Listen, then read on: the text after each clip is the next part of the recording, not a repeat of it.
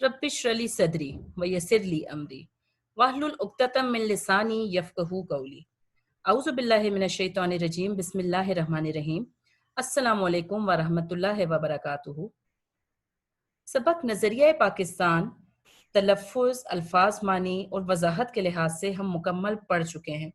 इसके साथ साथ हमने इसके मश्की सवालात भी हल कर लिए हैं, लेकिन आज हम इसके इजाफी सवालात करेंगे। और हम सब ये जानते हैं कि जो बोर्ड से ताल्लुक़ रखने वाले तलबा और तालिबात हैं, उनके लिए बहुत ज़रूरी होता है कि वो सबक में मौजूद इजाफी सवालात को हल करें, क्योंकि बोर्ड का तकरीबन 50% हिस्सा इन्हीं सवालात पर मुश्तमिल होता है। कि वो सवालात हैं जो मश्क के इख्तिताम पर नहीं दिए गए, बल्कि सिर्फ ये जायज़ा लेने के लिए कि आपने सबक को बगौर पढ़ा है या नहीं, आपसे पूछे जाते हैं।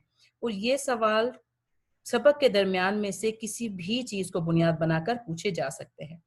तो सबक में जितने भी मुमकिना सवालात बनते हैं, इजाफी सवालात बनते हैं, आज हम वो सवालात बनाएंगे और साथ में ये भी देखेंगे कि उनके जवाबात क्या हो सकते हैं। सवाल नंबर 1 देख लीजिए, नज़रिया पाकिस्तान किसकी तहरीर है? तो हम बहुत अच्छे तरीके से जानते हैं कि नज़रिया पाकिस्तान डॉक्टर गुलाम मुस्तफ़ा खान की तहरीर है। यही इसका जवाब हो जाएगा। सवाल नंबर 2, डॉक्टर गुलाम मुस्तफ़ा खान के इब्तदाई हालात ज़िंदगी के बारे में आप क्या जानते हैं? तो इसमें हम लिख सकते हैं कि डॉक्टर गुलाम मुस्तफ़ा खान 1912 ईस्वी में जबलपुर में पैदा हुए। आपने 1928 ईस्वी में अंजुमन इस्लामिया हाई स्कूल जबलपुर से 9वीं जमात पास कर की और उसके बाद आप अलीगढ़ चले गए। आपने अलीगढ़ यूनिवर्सिटी से LLB, MA उर्दू, MA फारसी की डिग्रियां हासिल की और 1947 ईस्वी में PhD उर्दू जुबान में किया। आप सिंध यूनिवर्सिटी में सदर शोबा उर्दू के तौर पर भी खिदमात सर अंजाम देते रहे। आपका इंतकाल 2005 में हुआ।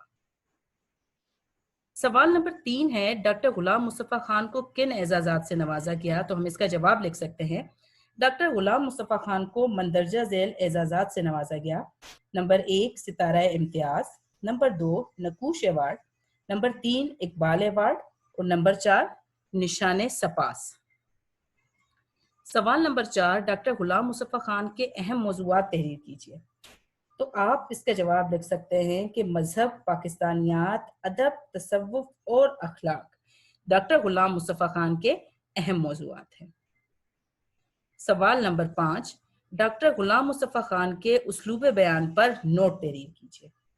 तो इसका जवाब हम लिख सकते हैं कि डॉक्टर गुलाम मुस्तफ़ा खान की तहरीरें ज़्यादातर मुअर्रब व मुफर्रस होती हैं, लेकिन आम क़ारीन के लिए लिखे गए उनकी मज़ामीन और कुतुब की ज़ुबान सादा, सलीस और आम फहम है। इसके साथ साथ उन्होंने उर्दू, फारसी, अरबी और अंग्रेजी जुबान में 100 से ज़्यादा कुतुब तसनीफ की। सवाल नंबर 6 है, डॉक्टर गुलाम मुस्तफ़ा खान ने किन ज़ुबानों में कुतुब तहरीर की? तो इसका जवाब वही होगा जो भी मैंने आपको बता दिया कि डॉक्टर गुलाम मुस्तफ़ा खान ने उर्दू, फारसी, अरबी और अंग्रेजी जुबान में 100 से ज़्यादा कुतुब तसनीफ की। सवाल नंबर 7, डॉक्टर गुलाम मुस्तफ़ा खान की अहम कुतुब के नाम बताइए। तो हम जवाब लिख सकते हैं कि डॉक्टर गुलाम मुस्तफ़ा खान की अहम कुतुब मंदरजा झेल हैं। नंबर 1 सैयद हसन गजनवी, नंबर 2 हयात और कारनामे, नंबर 3 सिराजुल बयान, नंबर 4 इकबाल और कुरान, नंबर 5 तनकीद व तहकीक। सवाल नंबर 8 है, नज़रिया पाकिस्तान सिन्फ़े अदब के लिहाज से क्या है? इसका जवाब हो जाएगा, नज़रिया पाकिस्तान सिन्फ़े अदब के लिहाज से मज़मून है। सवाल नंबर 9 है, हज़रत मुजद्दिद अल्फ़सानी रहमतुल्लाह अलैह पर नोट तहरीर कीजिए। तो हम इसका जवाब लिख सकते हैं, हज़रत मुजद्दिद अल्फ़सानी रहमतुल्लाह अलैह नक्शबंदी सिलसिले की अहम शख्सियत हैं। जब अकबर के आखिरी दौर में मुसलमानों की आज़ादी खुद उनके दीनी मामलात में भी ख़त्म हो गई, तो इस्लाम की सरबुलंदी के लिए हज़रत मुजद्दिद अल्फ़सानी रहमतुल्लाह अलैह खड़े हुए। आपने जहांगीर के ज़माने में महज दीन की खातिर कैदोबंद की सख्तियाँ झेली और इस्लामी कदरों को नए सिरे से फ़रोग़ दिया। आपके असर से शाहजहां और इसके बाद उसका बेटा औरंगजेब दीन का खादिम बना। सवाल नंबर 10 देख लेते हैं, औरंगजेब की वफात के बाद मुगलिया सल्तनत का क्या अंजाम हुआ? तो इसका जवाब होगा कि औरंगजेब की वफात के बाद उसके बेटों के बाहिमी नफाक और कमजोरी की वजह से मुगलिया सल्तनत का जवाल शुरू हो गया। मरहटों और हिंदुओं के कई ग्रोहों ने सर उठाया। انگریزوں نے اپنے قدم جمائے اور ملک میں انتشار پھیل گیا۔ سوال نمبر 11، شاہ ولی اللہ اور ان کے خاندان کی دین اسلام کے لیے خدمات تحریر کیجیے۔ تو ہم جواب لکھیں گے شاہ ولی اللہ دہلوی عالم دین اور محدث تھے۔ شاہ ولی اللہ دہلوی اور ان کے صاحبزادوں نے مسلمانوں کی اخلاقی اور معاشرتی برائیوں کو دور کرنے کے لیے تحریکیں شروع کی۔ پھر ان کے پوتے شاہ اسماعیل رحمۃ اللہ علیہ نے اپنے مرشد سید احمد بریلوی رحمۃ اللہ علیہ کے ساتھ اسلامی اصولوں کو دوبارہ رائج کرنے کی اور ملک کو غلامی سے آزاد کرانے کی کوشش میں 1831 عیسوی میں اپنی جانیں قربان کر دی۔ سوال نمبر 12 ہے، بر صغیر میں کانگریس کے کردار کی وضاحت کیجیے۔ تو ہم اس کا جواب لکھیں گے کہ 1885 عیسوی میں ہندوؤں نے ایک سیاسی جماعت کانگریس کی بنیاد ڈالی اور ظاہر یہ کیا کہ وہ ملک کی تمام قوموں کو ان کے حقوق دلوائیں گے، لیکن بعد میں پتہ چلا کہ وہ صرف اپنے حقوق کا تحفظ چاہتے ہیں۔ انہوں نے مسلمانوں کو ان کے کاروبار سے محروم کرنے کی کوشش کی اور وہ سرکاری ملازمتوں پر بھی قابض ہو گئے۔ نیز انہوں نے مسلمانوں کی مشترکہ زبان اردو کے مقابلے میں ہندی کو قائم کر دیا۔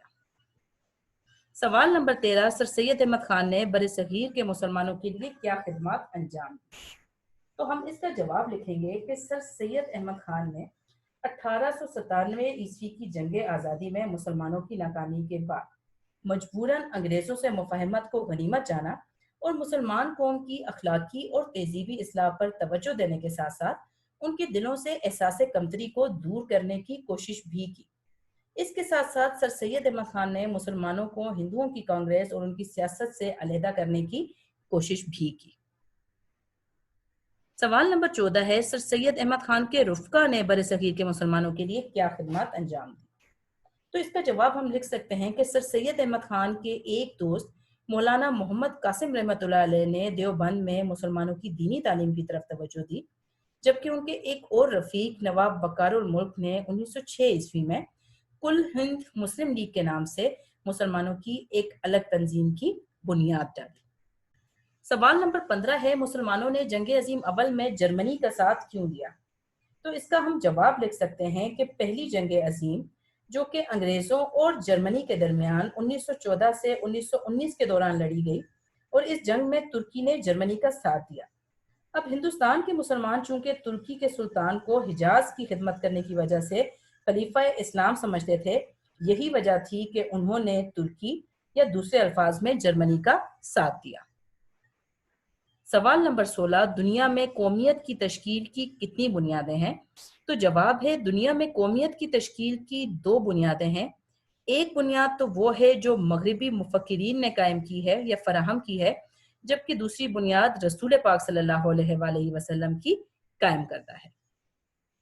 سوال نمبر 17، مسلمانوں کے تصور قومیت کے بارے میں علامہ محمد اقبال کا شعر تحریر کیجیے۔ تو آپ کی کتاب میں یہ شعر موجود ہے، اور وہ شعر کچھ اس طرح ہے، اپنی ملت پر قیاس اقوام مغرب سے نہ کر، خاص ہے ترکیب میں قوم رسول ہاشمی صلی اللہ علیہ وآلہ وسلم۔ ان کی جمعیت کا ہے ملک و نسب پر انحصار، قوت مذہب سے مستحکم ہے جمعیت تیری۔ اس کے ساتھ ہی ہمارا آج کا سبق اختتام پذیر ہوتا ہے۔ جتنے بھی سوالات موجود تھے وہ تمام سوالات شامل کر دیے گئے ہیں۔ امید ہے آپ کے لیے فائدہ مند ثابت ہوں گے۔ مجھے اجازت دیجیے، اللہ حافظ۔